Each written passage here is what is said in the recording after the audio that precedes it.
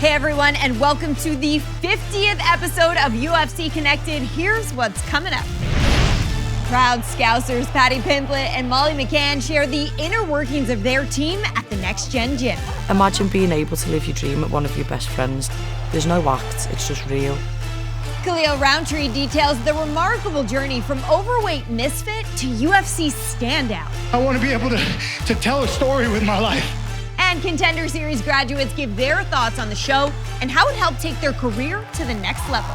The Contender Series is the best stepping stone for an individual to blow up in the UFC. Oh my God! And that will do it! Liverpool's Next Generation Gym is home to UFC fan favorites Paddy the Baddy Pimblett and Meatball Molly McCann.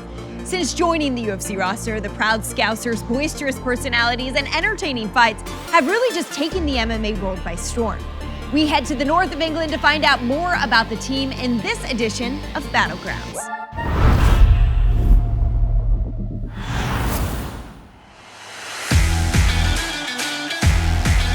I've been fortunate enough to have trained a lot of really good fighters over the years.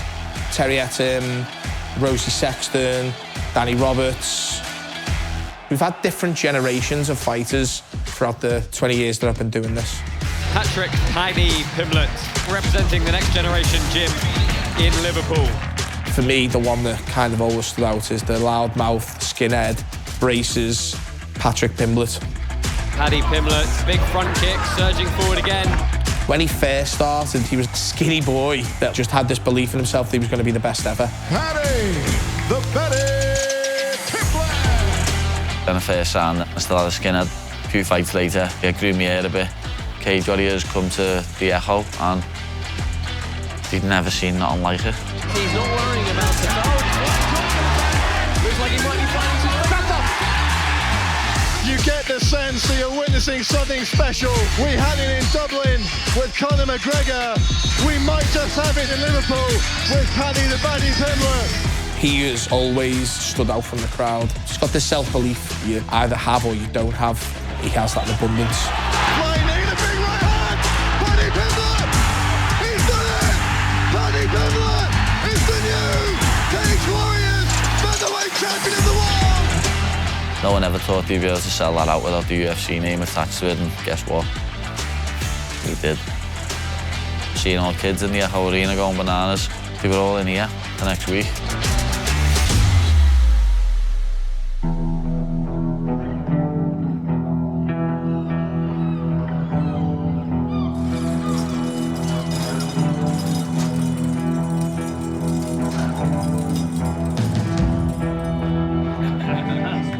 Okay, guys, get your stuff on, get your head guards on, get your gloves on, come on.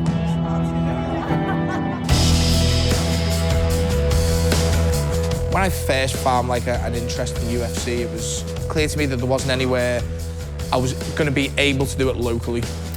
I moved to America in my early 20s. I moved into a gym which was called Next Generation. The jiu-jitsu they taught was very MMA focused. It became apparent to me that this was the way that I wanted to do things when I got back to the UK as well. I didn't want a gym that was plain and boring, because that's not us either. Downstairs, we got alien graffiti and made it look like it was a spaceship sort of vibe.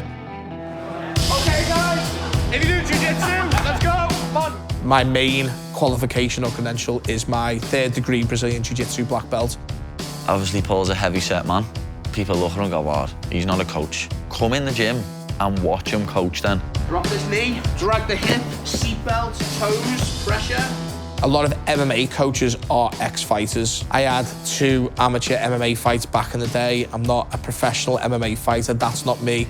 I've always been the other person. It's not my own success that I'm interested in, I'm invested in other people's success. My 2 right-hand men, my coaches, were also trained by me. Ellis is a phenomenal coach. He said, look, I see you coaching in here. Anytime you want to finish fighting, you come to me and tell me. And from there, you're going to be my assistant coach.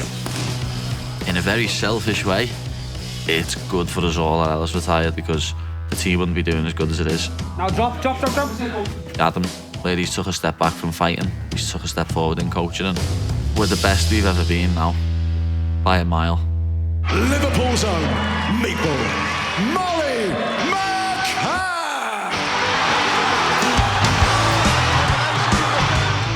I'll never forget the first time I seen this skinny little lad with these big braces, and he was just all gangly like that. I was like, hi lad. He's like, I'm Paddy. It's like, hi, I'm Molly. McCann on the shoulders of Paddy Pimblett there. She's like my big sister, and we're there for each other all the time. McCann, big hooks! Terrell's trying to tie up. See everything and it's over! They've been friends for a lot of years. They've grown up together, they've been through the sport together. They've seen each other's ups and downs. Both of them are genuinely amazed that they're in the position that they're in now. They just love it and they just want to share that experience together. The fact that we don't have to go to the UFC on our own always helps. We've seen the past 2 times when they've been on the same card together. It's been magic. We've created the show and ran away with the show. Well, we are not in London, England, but I'm not sure Molly McCann has ever been this excited to make a walk and compete on the greatest proving ground in the sport. Oh, nice left-hand connection and a right from McCann. Oh, my goodness. She's an elbow. Oh, that's it. Oh. Here we go. Oh. Yes. Oh, my goodness. Yes, Molly. I mean, come on. What a fight. Molly McCann. Paddy the Baddy Pimblett, former Cage Warriors featherweight champion, and tonight he makes his UFC debut. Oh, the big right hand, Ventromini now on the ropes. Paddy the Baddy Pimblett, debut. 2-0 for Liverpool out of the chute tonight. They are all on their feet at the apex. Molly McCann has come out. Imagine being able to live your dream with one of your best friends. Yeah! There's no act, it's just real. Me and Patrick on the ale, coming to watch the fight.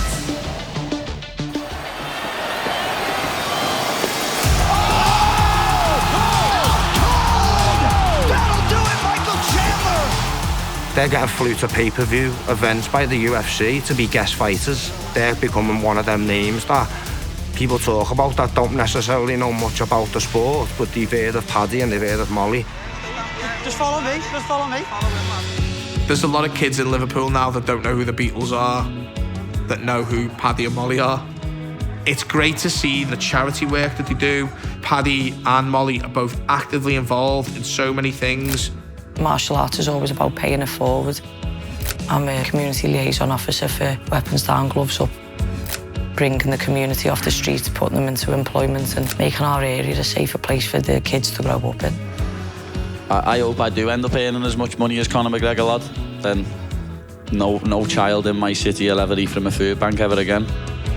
If you've got that much money, you should give back to your own community. You should help the people who got you there, because it's not just your own family that got you there and your coaches and the gym that's got you there. It's your environment, it's your local community.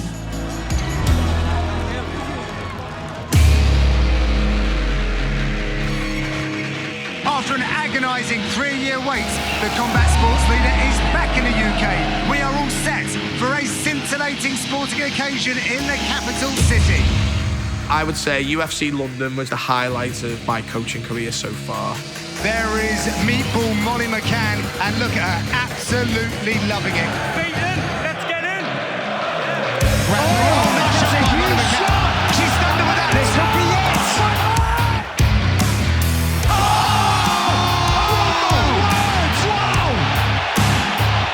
Spinning elbow KO for Meatball Molly.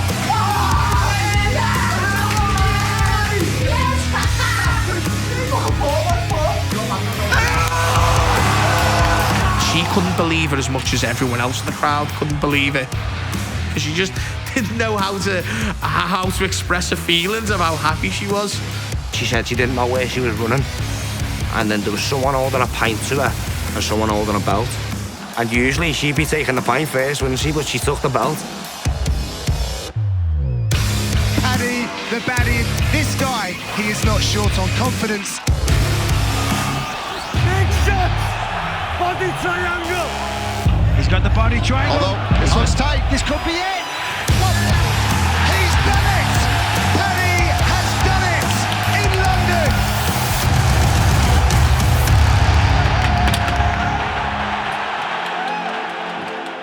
him at his being my head coach since I started doing MMA. Paul doesn't do it for money or anything like that. He does it to show everyone how far the students can go. He does it for us. I know I wouldn't be here without him. Molly knows that. It is a carnival atmosphere here in London O2. It's great for the gym because people are understanding that we're real now. People think, oh, the UFC are talking about them on social media, that's what it's out. People are talking about it because of how good we are, and we'll keep proving doubters wrong. That's how we roll. Listen, you want equal fans and haters to keep the love, lads, to keep the love. These two are a package. If you had one of them on a card, yeah, it'd be electric, but having both of them on back-to-back pretty much and having that experience has never been seen in the UFC before, and we see it in the gym every day. It's great every day that you walk in. Everyone wills everyone else to win. Everyone wants everyone to succeed. We're all different types of characters, but we gel well together. We might stand around and have a laugh with each other, but that's because we're all mates. When it comes down to it, our fight results talk for themselves. I don't know what's next for next gen. I'd love it to be UFC world titles. That's going to be in maybe a couple of years. I'd love to see some of the kids coming through the kids programs. I'd love to see more of my students get the black belts. We're not just about, oh, there's our success, great. We're like, okay, what are we going to do next? How are we going to raise the bar? I'm looking forward to seeing what the next 20 years hold for us.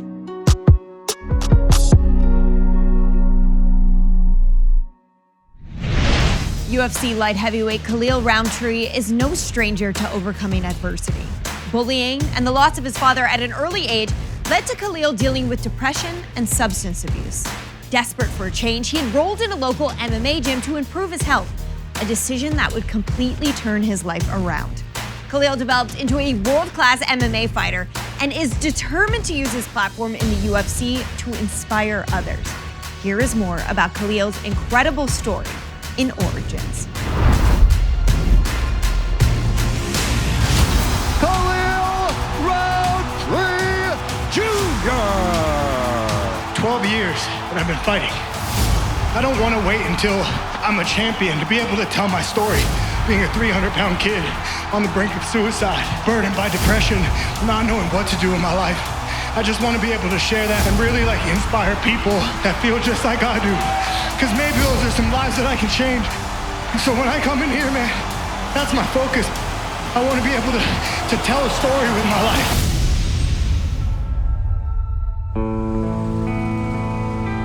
I grew up in Las Vegas, Nevada, and I actually feel like it's pretty rare because I never really heard of many people coming from this place. So I'm really happy to be showing people, what it's like to come from here. Growing up, there were a lot of obstacles that we had to overcome as a family. My mom and dad together had a really good plan for a future together, and my dad was working to make that happen. Khalil's dad was a road manager for Boys to Men. He traveled a lot because he had various, groups that he went on tour with. My dad always liked to wear jewelry, and he was just a really clean-cut guy. And he was a big guy. I think he was 6'5", 320, just jacked. And on one of the shows that they had in Chicago in 1992, there was a disturbance from some guys that he didn't know. Turns out that they were actually there to rob him. One of the guys had a firearm, shot him in the head while he was, defending himself against two guys. When my dad passed, I was only 2.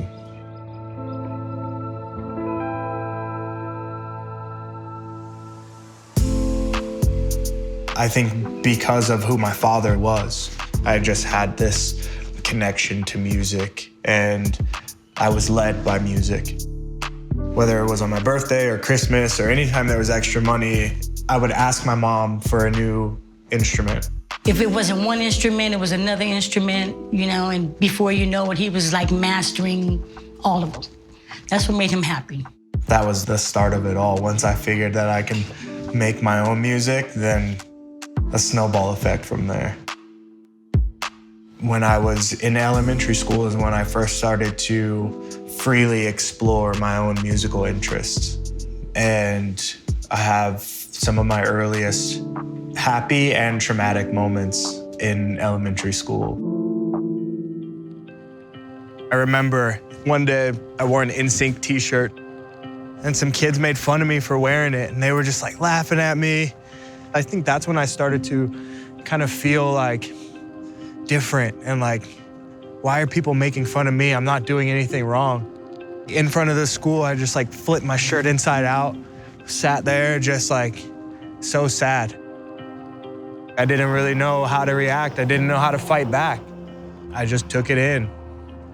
And then at an early age, just started to look at things differently and almost like want to disconnect from the world. High school was one of the toughest times and eras of my life. Popularity was more important, what clothes you had, and I didn't fit any of those boxes. I wore like all black clothing, painted my nails black, probably had black eyeliner. I had 2 lip rings. My ears were stretched out in plugs. Just like a walking billboard of like, stay the hell away from me.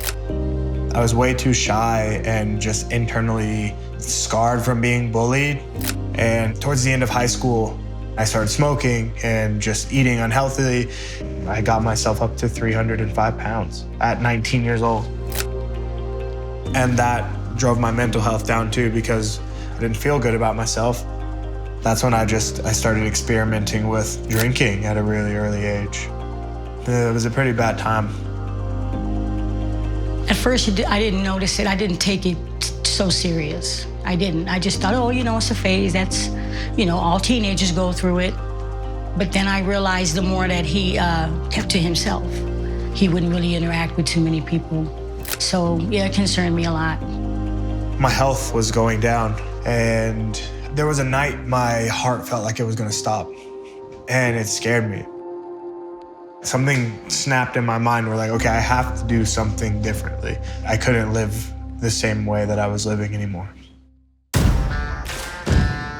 My brother was a fan of MMA, and from the moment I saw Rampage Jackson tear a door off of the wall of The Ultimate Fighter, I was like, this has to be for me. Tell me what I gotta do to be like that guy.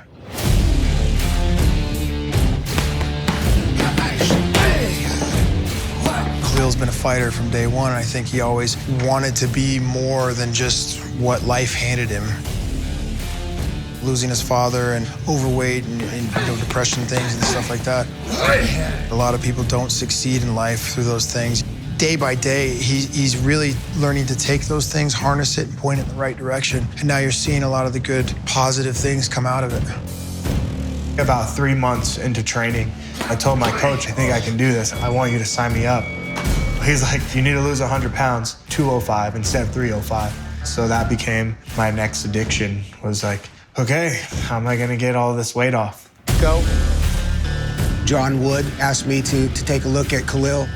And so I put him through just a little bit of a workout, and I said, what is going on here? This guy can't be a professional athlete. Let's explode. And then I heard his story, and I thought, wow, if he's performing the way he is right now, imagine when he can get up to speed with everybody, where he's gonna be.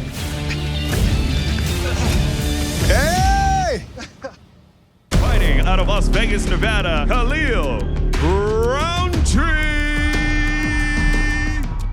My first fight, it was the most pressure that I ever felt in my life. And Rountree teeing off already. That right hand dropped Omar. That's gonna be it.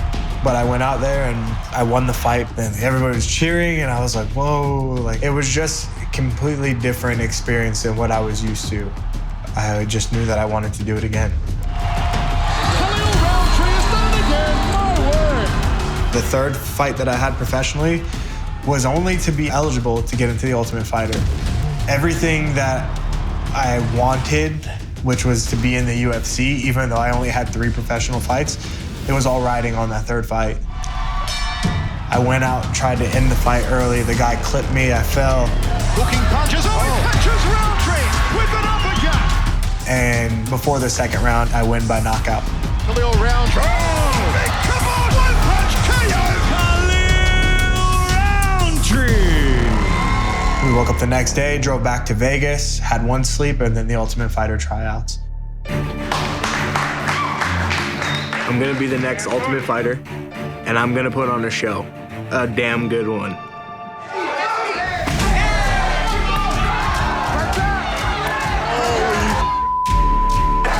That guy's an animal. Advancing to the house, Khalil Rountree. The Ultimate Fighter was one of my favorite experiences I've ever had. Every day was about training. I worked very hard to get here.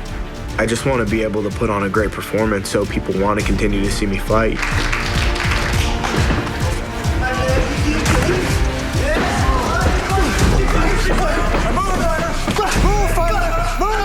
That's it.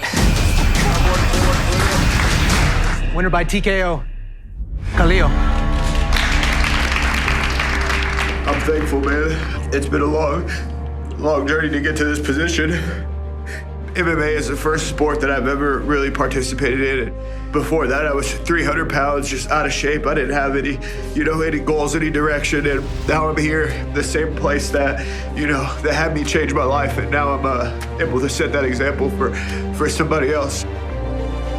There was nothing bigger than me wanting to get that UFC contract and start to make a difference for my family. Khalil Rountree Jr., a lot of adversity in his life. Father passed away at the age of 2. He started doing this for weight loss. Guess what? It worked. Oh, massive knee from Rountree Jr. Wow. Early on, what drove him was just survival. But I think now he's motivated on success. I think he's realizing that if you want something in this life, you have to put everything you have into it. Khalil Rountree Jr. closes the show. Rountree shutting up everybody. Success in the UFC to me feels like getting messages from fans saying thank you for sharing where you come from, because that's made me lose weight or start MMA. To me, that's what success feels like. It's to be happy to know that what I've done made a difference for others too. Oh, Rountree folds him. That'll do it. Khalil Rountree victorious again. I do believe that it would be amazing to be the UFC light heavyweight champion and have this belt, but that's not the most important thing to me in life. As long as I'm putting out good stuff in the world, then I'm okay. If Khalil Sr. was here, he would tell Khalil, be your best at all that you do and always be the authentic man that you are. I want to continue his legacy and live my life in a way that he would be proud of. Khalil Rountree Jr., ladies and gentlemen. Since its inception, Dana White's Contender Series has showcased the best emerging talent from around the globe. After earning their UFC contract, dozens of stars from the series have gone on to prove themselves inside the octagon. So we spoke to some Contender Series alum about their experience on the show and how it helped launch their UFC careers.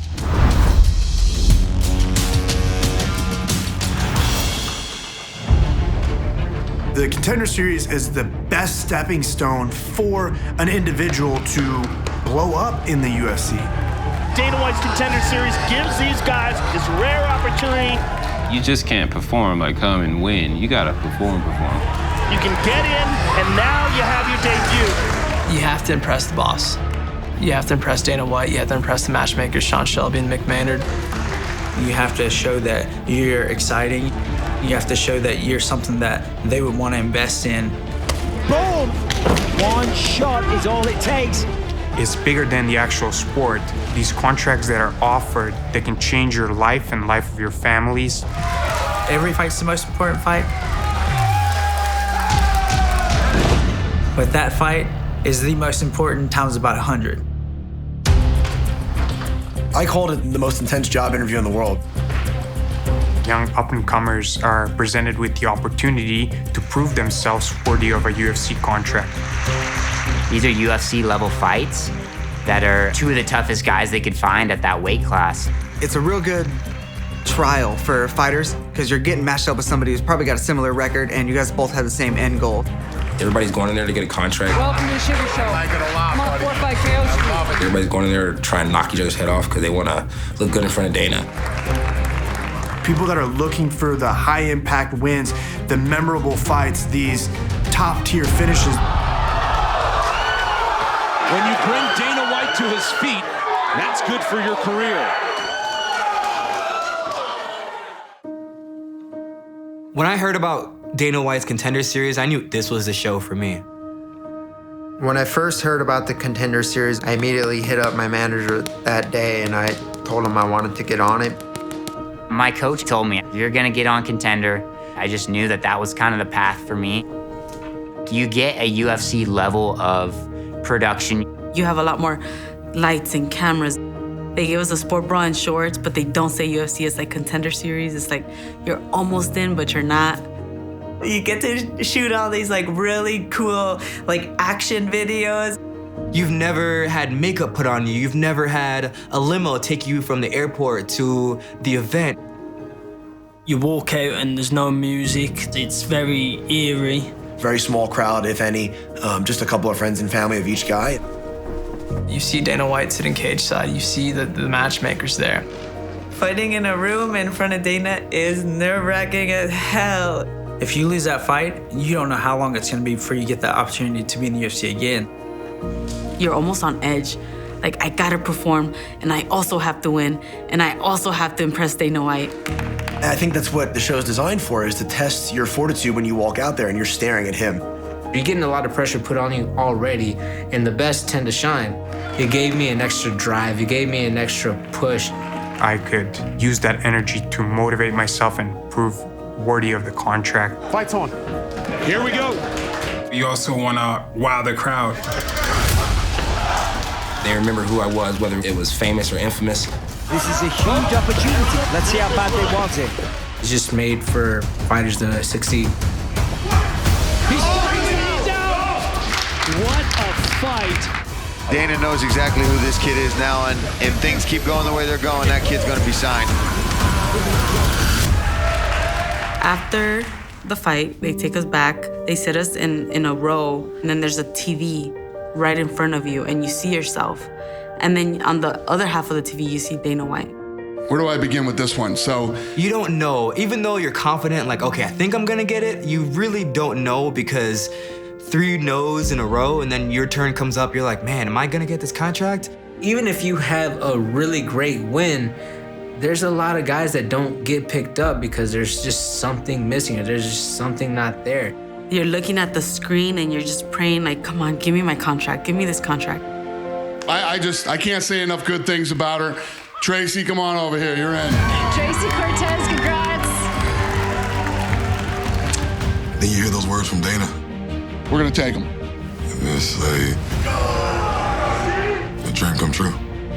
Yeah, you're in. Yes. Like the ultimate sense of relief. It was, I'm in the UFC, I am a UFC fighter, I will be fighting the best people from here on out. I walked off with a contract, feeling a happy life. That entire experience prepped us a little bit for how the UFC is gonna work. It's like the stepping stone for the big stage. It was something that I didn't know I needed. I needed that experience.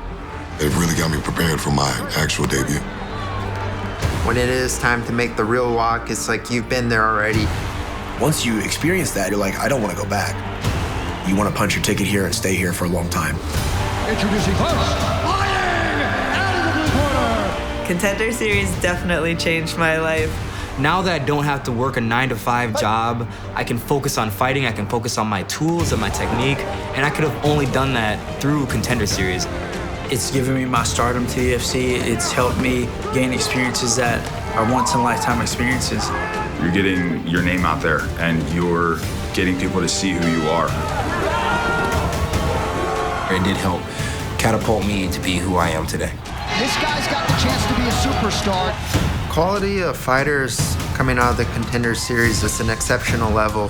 Explosive, exciting up-and-comers that are looking to make a name for themselves. As soon as you get off the show, Guys are getting tossed into really high-profile, tough fights and thriving. I think Contender Series will definitely have a champion. I think we will see a Contender Series champion right here. I plan on being one of those. Contender Series champion in your future, that'll be me. This is the step they wanted and step they need to take to bring everything to the next level. For your career, it's huge. It's huge for the promoting aspect. It's huge for you. It's huge for your family. Come on, man. Help me quit my day job. That's exactly what the Contender Series does. It changes people's lives. Told you, your day would come. I'm extremely grateful I had that opportunity to do it. I'm 100% sure that that is the best way to get to the UFC. The actual TV show Contender Series is one of the best things the UFC has done in the recent history. Well, that's all for this episode. We'll see you next time right here on UFC Connected. Thanks for watching.